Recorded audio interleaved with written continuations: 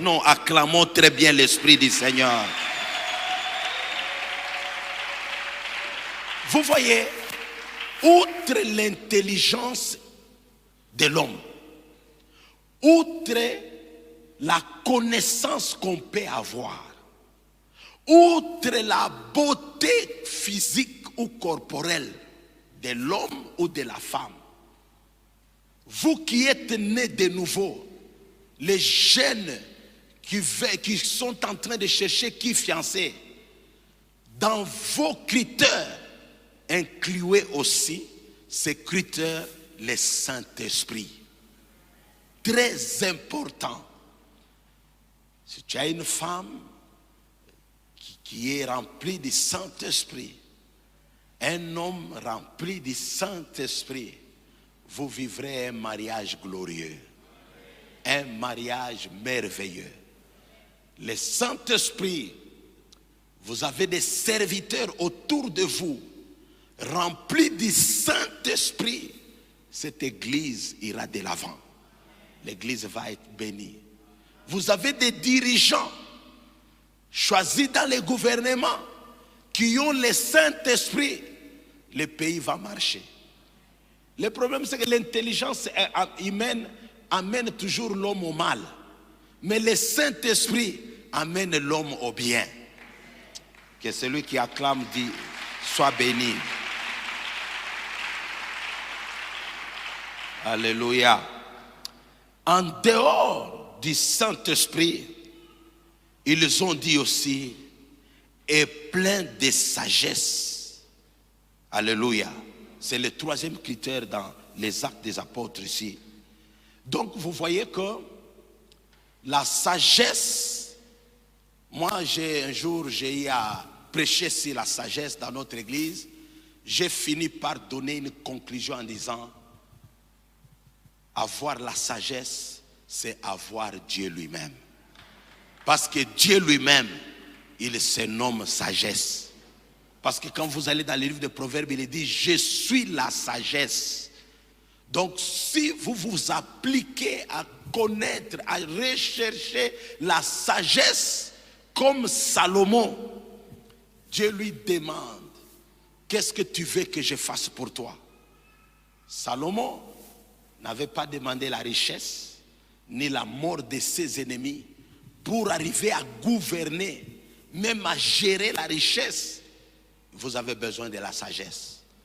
Une femme qui a de la sagesse va bien gérer son foyer, va bien gérer son couple, va bien gérer même le peu là que vous gagnez. Vous avez une femme, vous pouvez gagner beaucoup d'argent. Si elle n'a pas de la sagesse, elle va tout dilapider. Et c'est là beaucoup de problèmes dans le foyer. Papa parrain, vendeur. Papa pasteur, mettez-vous ici. Je touche 1000 dollars. Et tous les 1000 dollars, je donne à ma femme. Mais on n'arrive jamais à renouer les deux bouts du mois. 2 semaines après, elle me dit, Bunga, bunaisha, mafuta inaisha, mboka inaisha. Je lui demande, mais qu'est-ce que tu as fait avec l'argent? Elle commence à pleurer. Pasteur, aujourd'hui, elle va aller chez elle. C'est le manque de sagesse. Alléluia. La sagesse va nous aider même à bien gérer toutes les situations qui peuvent arriver. Amen, amen. Vous voyez que à cette assertion, l'homme a aussi le libre choix conformément à ces critères, à ces derniers, alléluia, voulais-je dire, critères qui peuvent aussi les conduire à faire un bon choix. Donc ne négligez pas les critères, ça précède le choix. Vous devez vous en définir. Si il faut même faire les croquis, prenez un papier duplicateur, faites les croquis du genre de partenaire que vous voulez. Un mari, si vous voulez qu'il soit barbu, faites-les, mettez même la barbe. Ça fait partie des critères. Qu'il soit élancé au cou, brun, blanc ou noir. regardez dans le choix que vous allez faire si ces critères vont arriver. Mais n'oubliez pas que les 3 éléments ici, quels que soient les critères que vous pouvez avoir, ne puissent pas manquer dans les partenaires que vous voulez. Quels sont ces 3 critères? Un bon témoignage, être rempli du Saint-Esprit, même si elle ne peut pas être remplie, mais qu'elle ait au moins le Saint-Esprit. Parce qu'à l'époque d'Élie, il avait l'onction. Je peux comparer ça en disant, il avait l'onction au niveau des genoux. Et quand Élie est parti, Élisée est venu, Élisée a reçu le double. Quand vous prenez la distance de là jusqu'au pied, vous allez arriver jusqu'au niveau des hanches. C'est là le double. Mais à la Pentecôte, nous sommes partis de double jusqu'au remplissage. C'est-à-dire la plénitude.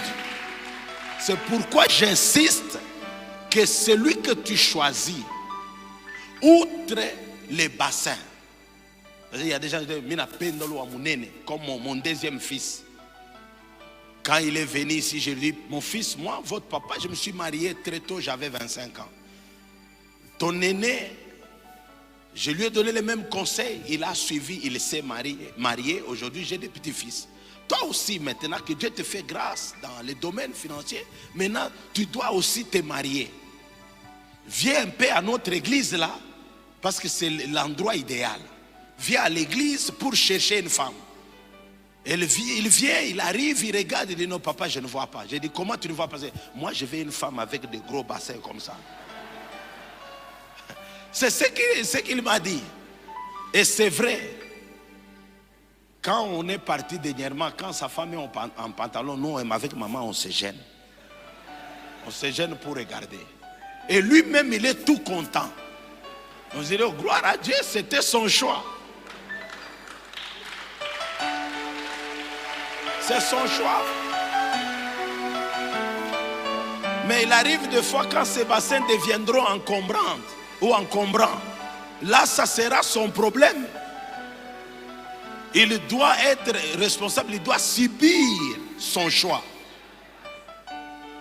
Il y en a qui disent, moi j'aime une femme qui a une grosse poitrine. C'est une bonne chose. Alléluia. C'est une bonne chose. Chacun a son choix. C'est bien. Mais outre la grosse poitrine, outre les bassins, outre ce que tu veux là, les mollets qu'on sort, regarde bien si ces 3 critères-là sont là. Je répète, un bon témoignage. Parce que tu peux avoir une femme avec des bassins, mais dans les quartiers, on connaît que s'il y a l'assassin des maris d'autrui, c'est elle. C'est déjà un mauvais témoignage. Et quand tu la mettras dans ta maison, elle va commencer à assassiner tous tes amis, à assassiner tout le monde. Et là, vous voyez un peu, c'est pourquoi, malgré tout ce que vous pouvez demander là, comme critère que vous avez, en tout cas, faites allusion à ces 3 critères de ces actes des apôtres. 6, 1 à 3, un bon témoignage. Ainsi donc, l'Esprit Saint et aussi donc la sagesse pour gérer aussi non seulement les maris, les 2 familles. Ta famille d'origine et ta belle famille aussi. Que Dieu vous bénisse abondamment. Je suis en train de chuter. Alors,